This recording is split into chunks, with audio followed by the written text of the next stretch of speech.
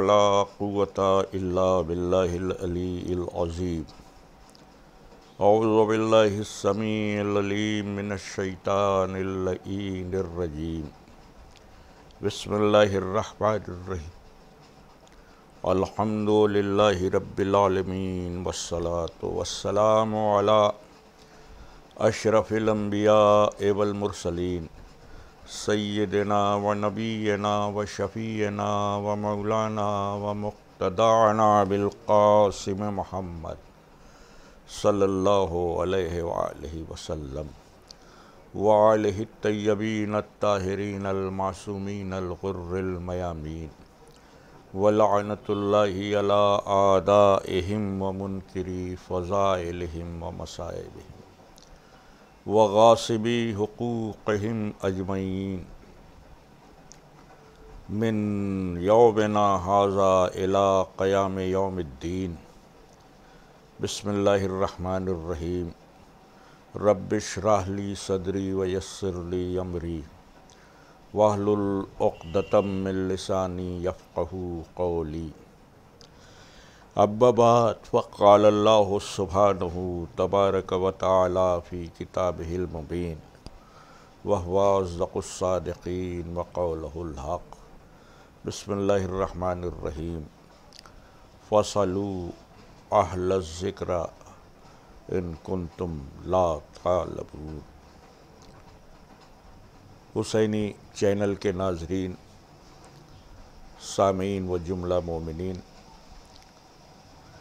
آج یہ مختصر سی گفتگو 15ویں شعبان کے حوالے سے، یعنی اپنے زمانے کے امام کی ولادت باسعادت کے موقع پر نشر کی جا رہی ہے، اور مجھے بہت زیادہ وقت نہ صرف کرتے ہوئے اختصار سے گفتگو کرنا ہے، اور اپنے امام کے حوالے سے گفتگو کرنے کے لیے میں نے قرآن حکیم کے ایک ٹکڑے کی تلاوت کا شرف حاصل کیا، اور یہی آیہ کریمہ امام کی حیات کو بھی ثابت کرتی ہے. یوں تو جا بجا قرآن حکیم امام کی زندگی کے حوالے سے بات کر رہا ہے، مگر مجھے اسی آیہ کریمہ کا انتخاب مناسب معلوم ہوا.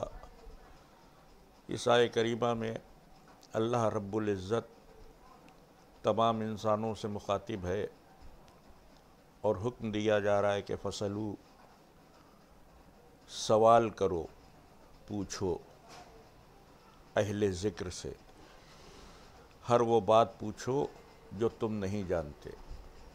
یہاں ہمیں پوچھنے کا حکم دیا جا رہا ہے، اور اہل ذکر سے پوچھنے کا حکم دیا جا رہا ہے، اور ہر اس بات کے پوچھنے کا حکم دیا جا رہا ہے کہ جو ہم نہیں جانتے. اب آپ کہیں گے کہ اس سے امامت کا کیا رابطہ؟ تو میں عرض کروں گا کہ یہ جو پوچھنے کا حکم ہے، جہاں کوئی باؤنڈیشن نہیں ہے، کوئی قید نہیں ہے کہ کیا پوچھا جائے اور کیا نہ پوچھا جائے، سب کچھ پوچھا جائے. یہ بھی نہیں کہا کہ دین کی باتیں پوچھنا اور دنیا کی نہ پوچھنا، یہ بھی نہیں کہا کہ بس قرآن کے بارے میں پوچھنا ہو، حدیث کے بارے میں پوچھنا ہو، تفسیر کے بارے میں پوچھنا. دیکھو، فزکس نہ پوچھنے لگنا، سائنس کی باتیں نہ کرنا، میتھ کے بارے میں نہ پوچھنا، نہیں، بلکہ ایک حکم عام ہے کہ جہاں تک ذہن میں سوال آئیں وہاں تک پوچھنا. ہر سبجیکٹ کے بارے میں پوچھنا، تم کو بتائیں گے، تم کو جواب دیں گے وہ جن کو اہل ذکر بنایا. اس کا مطلب یہ کہ اہل ذکر اللہ کے بنائے ہوئے وہ بندے ہیں کہ جو علم کی اس انتہا پر فائز ہیں کہ جہاں پوری کائنات میں کوئی نہیں، یا یوں کہہ دوں کہ جن کے سینوں میں علم کا احسا کر دیا گیا ہو، اور جن کو امام مبین کہہ کر سورہ یاسین میں پہچنوایا ہو. جیسا کہ ارشاد ہوا وَكُلَّ شَيْءٍ احصینا ہو فی امام مبین، ہم نے ہر شے کا احصاء امام مبین میں کر دیا۔ تو جس کے سینے میں ہر شے کا احصاء ہے وہی ہر شے کا عالم ہے، اور وہی ہر سوال کا جواب دے سکتا ہے۔ اگر آیت سے آیت کو ریلیٹ کریں تو مطلب بالکل واضح ہو جاتا ہے کہ امام مبین وہ ہیں کہ جو ہر چیز کا جواب دیں گے، اور اہل ذکر وہ ہیں کہ جو ہر چیز کا جواب دیں گے۔ پھر اگر ہم تاریخ کے تناظر میں دیکھیں، علماء بحث کرتے ہیں کہ اہل ذکر سے مراد قرآن ہے، اہل ذکر سے مراد اپنے آپ کو کہتے ہیں کہ ہم علماء ہیں، اہل ذکر سے مراد انبیاء ہیں۔ سب کو مان لیں گے، نہیں مانیں گے تو اہل بیت کو، جو واقعی اہل ذکر ہے۔ آپ علماء سے پوچھئے مسلمانوں کے، ان کا اہل ذکر سے مراد علماء ہے۔ تو اگر یہ علماء اہل ذکر ہیں تو یہ ہر سوال کا جواب دیں، لیکن روئے زمین پر کوئی ایسا عالم آپ کو آج بھی نہ ملے گا کہ جو دنیا کے ہر سوال کا جواب دے۔ کچھ کا جواب دینا اور بات ہے، اور سب کچھ کا جواب دینا اور بات ہے۔ تو کوئی عالم نہیں ملے گا۔ ہم نے نبیوں کی حیات طیبہ پڑھی، ان میں بھی ہر سوال کا جواب دینے کا مرحلہ ہمیں نہیں نظر آتا، بس ایک منظر نظر آتا اور ایک منزل نظر آتی ہے۔ قرآن نے کہا اہل ذکر سے پوچھو، فسلو، سوال کرو جو تمہیں نہیں آتا۔ تو قرآن نے کہا پوچھو، سوال کرو۔ ہمیں مسجد کوفہ کے ممبر سے ایک آواز سنائی دی، سلونی سلونی، مجھ سے سوال کرو، مجھ سے پوچھو۔ تو اب قرآن نے کہا فسلو، سوال کرو۔ مسجد کوفہ کے ممبر سے میرے مولا نے کہا سلونی، مجھ سے سوال کرو۔ تو اپنے آپ اہل ذکر کا مسئلہ حل ہو گیا۔ عزیزان گرامی، یہ قرآن کا فسلو زندہ ہی نہ رہتا اگر اس کے مقابلے میں علی کا سلونی نہ ہوتا۔ تو اہل ذکر کا رابطہ قرآن کی روشنی میں، تاریخ کی روشنی میں صرف اہل بیت سے ثابت ہوتا ہے۔ یعنی میرے مولا جناب امیر علیہ السلام وہ ذات گرامی ہیں کہ جو اہل ذکر ہیں، ہر سوال کا جواب ہر مرحلے پر اور ہر منزل پر عطا کرتے ہیں۔ کیفیت تو یہ ہے کہ اگر گھوڑے کے اوپر سواری کرتے ہوئے ایک رکاب میں ایک پیر ہے اور دوسری رکاب میں پیر جانے والا ہے، اور کسی نے سوال کر لیا تو اس وقت بھی مایوس نہ کیا، اسی وقت میں اس کو جواب دیا۔ بہرحال تاریخ میں بہت سے منظر ہے، بہت سے لوگوں کے اعتراف ہیں، سوالات آتے ہیں، مشکلات آتی ہیں، حل کرنے کی جب سکت و صلاحیت لوگ نہیں پاتے تو در علی پر آتے ہیں، اور جب در علی پر آتے ہیں اور مسئلے حل ہو جاتے ہیں تو یہ کہتے ہوئے جاتے ہیں کہ اگر علی نہ ہوتے تو میں ہلاک ہو جاتا۔ یہ جملے بھی تاریخ میں ہیں خلیفہ دوم کے کہ مجھے اس دن کے لیے پروردگار زندہ نہ رکھنا کہ جس دن مشکلیں تو موجود ہوں مگر مشکل کو حل کرنے کے لیے علی نہ ہو۔ تو یہ اہل ذکر کی شناخت ہے، علامت ہے جو ہمیں تاریخ کے ہر ورق پر نظر آتی ہے۔ اور جب علی نہیں رہیں گے تو انہی کی نسلوں میں جو سلسلہ امامت ہے وہ سب کے سب اہل ذکر ہیں۔ اب یہاں سے ذرا سی ہم اپنی گفتگو کو آپ حضرات کے اذہان عالیہ کی طرف مرتبط کرتے ہوئے امامت کے حوالے سے بات کرنا چاہیں گے کہ قرآن میں یہ آیت کہ پوچھو، اہل ذکر سے پوچھو، ہر وہ بات پوچھو جو تم نہیں جانتے ہو، یہ آیت منسوخ تو نہیں ہوئی، آج بھی حکم جاری ہے پوچھنے کا، اور یہ پوچھنے کا حکم یہ بتا رہا ہے کہ اللہ یہ نہیں چاہتا کہ اس کے بندے جاہل رہیں، علم دوست ہے تبھی تو پوچھنے کا حکم دے رہا ہے۔ تو پوچھنے کا حکم قرآن میں ہے، پوچھنے والے لوگ دنیا میں ہیں۔ یہ کیسے ممکن ہے کہ حکم بھی موجود ہو، پوچھنے والے بھی ہوں اور بتانے والا کوئی نہ ہو؟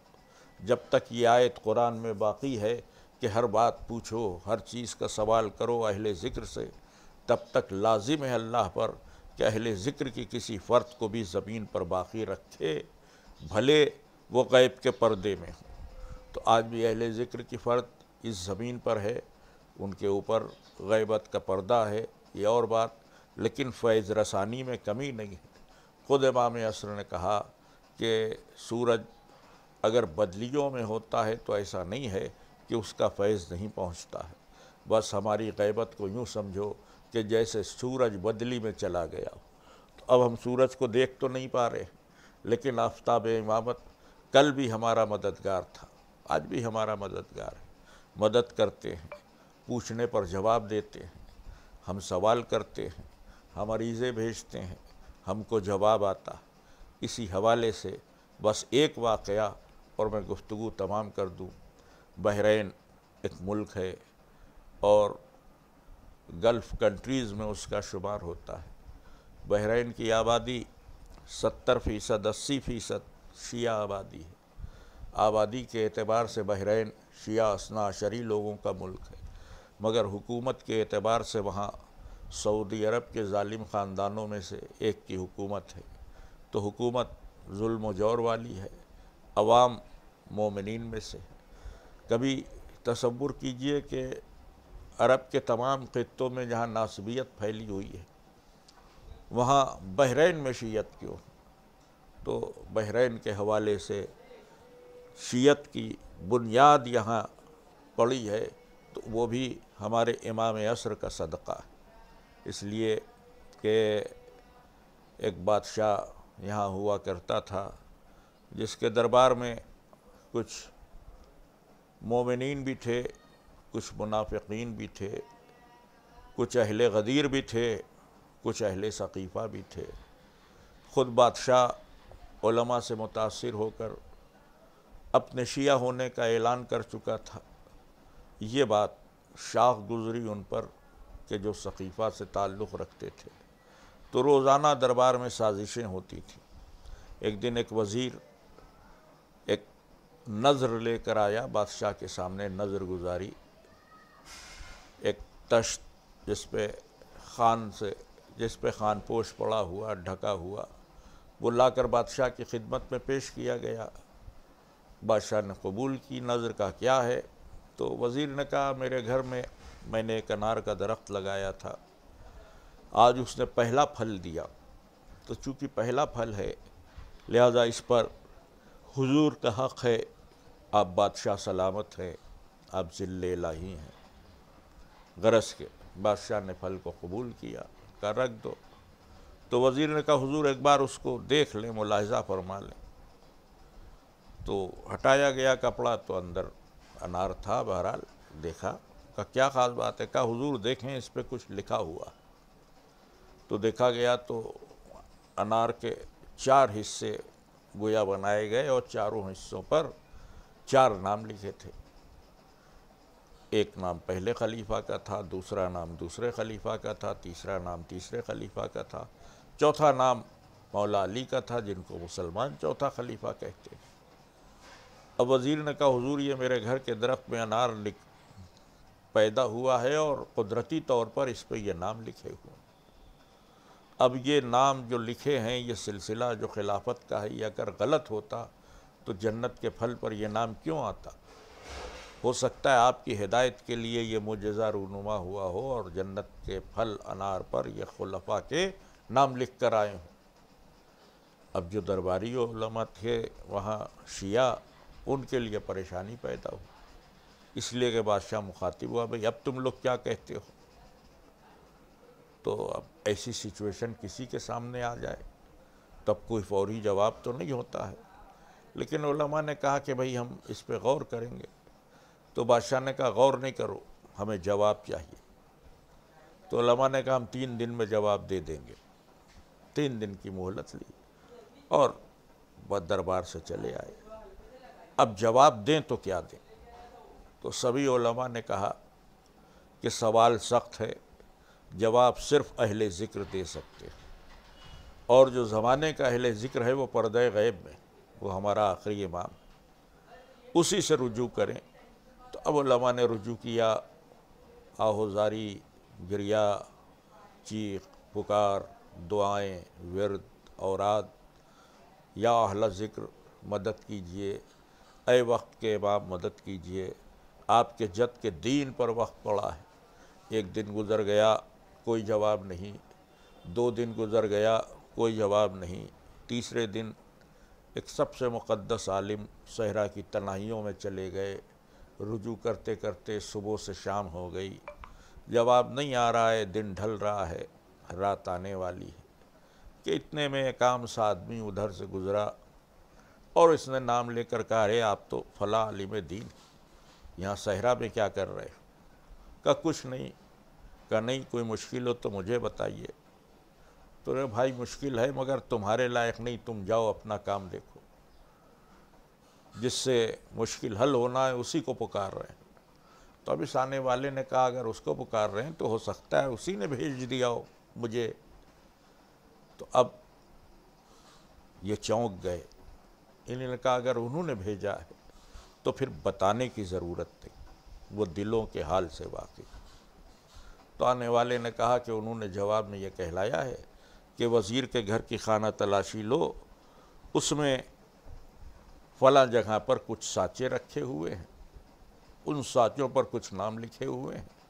وہ نام چڑھا دیے گئے تھے سانچے درخت جب انار چھوٹا تھا، اور جب انار بڑھنے لگا تو دباؤ سے وہ نام ابھر آئے۔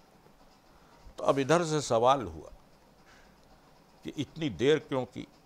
تو ادھر سے جو جواب آیا وہ قابل عبرت ہے۔ تمام ناظرین اس کو ملاحظہ فرمائیں کہ ادھر سے کہا گیا کوئی دیر نہیں ہو، تم نے 3 دن کی مہلت مانگی تھی، 3 دن میں جواب ملا، اگر تم 1 لمحے کی مہلت لیتے تو ہم 1 لمحے میں جواب دیتے۔ اس کا مطلب یہ کہ ان کے جواب دینے میں کوئی مرحلہ نہیں ہے، مرحلہ ہمارے سوال کرنے میں ہے۔ خلوص، یقین، اعتقاد، اس کے ساتھ ان کو پکاریے تو وہ لمحوں میں مدد کرتے ہیں۔ جیسے وہاں مدد کی تھی ویسے آج پکاریے تو آج بھی مدد کریں گے، اور کرتے ہی رہتے ہیں، ورنہ ہماری بقا کا کوئی سوال ہی نہیں اگر پس پردہ امام کی مدد نہ شامل ہو۔ بہرحال یہ سارے علماء دربار میں آئے، بس گفتگو تمام ہو گئی۔ بادشاہ سے کہا کہ وزیر کے گھر کی تلاشی لیے اور اس کو یہیں روک دیے۔ تلاشی لی گئی تو وہ سانچے بھی برآمد ہوئے، ان سانچوں پر نام الٹے چھاپے گئے تھے تاکہ وہ سیدھے ہو کر ابھر آئیں، غرض کے وزیر کی سازش ناکام ہو گئی۔ تو جو کام وزیر نے کیا وہ تو معجزہ نہیں تھا، لیکن اب جو معجزہ ہوا وہ بھی آپ کے پیش نظر ہے کہ جب اس انار کو کاٹا گیا تو وہ 3 حصے جس پر وہ 3 نام لکھے تھے وہ سڑ چکے تھے، اور چوتھا حصہ جس پر مولا علی کا نام تھا وہ تر و تازہ تھا۔ جنت کے پھل نے بتا دیا کہ جنت کا پھل ان ناموں کو نہیں برداشت کرتا، تو جو ان ناموں کو لیا کرتے ہیں انہیں جنت بھی نہیں برداشت کرے گی۔ بہرحال یہ بڑی مقدس متبرک تاریخ ہے، 15ویں شعبان امام عصر کی آمد کی تاریخ ہے۔ آج کی تاریخ گویا رحمتوں کے دریچے کھلے ہوئے ہیں، سعادتوں کے باب بوا ہیں۔ آج کی تاریخ بڑی اہم تاریخ ہے قبولیت دعا کے حوالے سے۔ آئیے امام حسن عسکری کی بارگاہ میں مبارکباد پیش کریں، جناب نرجس خاتون کی بارگاہ میں مبارکباد پیش کریں۔ آج کی شب وہ عظیم شب ہے کہ آفتاب عالمتاب شباشی کا لباس پہن رہا ہے، مشاطۂ فطرت رات کی زلفوں میں کنگھی کر رہی ہے، انجم کے موتیوں سے مانگ بھری جا رہی ہے، کہکشاں کی افشا پیشانی پر چھڑک کر عروس شب سج دھج کر شباب کی کروٹ بدل رہی ہے، اور یہاں دنیائے ہدایت کی قسمت بدل رہی ہے۔ نرجس خاتون کی آغوش میں وہ قمر آ گیا کہ جو قمر امامت کا آخری مرحلہ ہے اور آخری کڑی ہے، اور جو آسمان غیبت سے چھپ کر اس روشن کائنات کی ہدایت کا ذمہ دار ہے۔ آئیے دعا کریں پروردگار سے اسی آفتاب امامت و قمر ہدایت کے حوالے سے کہ پروردگار تجھے امام عصر کا واسطہ، تجھے تمام ائمہ کی عظمتوں کا واسطہ، جو ہم گناہگار ہیں ہماری مرادوں کو سن لے، ہمارے دلوں میں ولایت اہل بیت ہمیشہ رہے، زندہ رہیں تو جام ولایت پیتے رہیں، موت آئے تو اسی جادۂ ولایت پر آئے، اور جو پردے میں ہے اس امام کے ظہور میں تعجیل ہو، ہم سب کا شمار اس کے آوان و انصار میں ہو۔ وآخر دعوانا الحمدللہ رب العالمین۔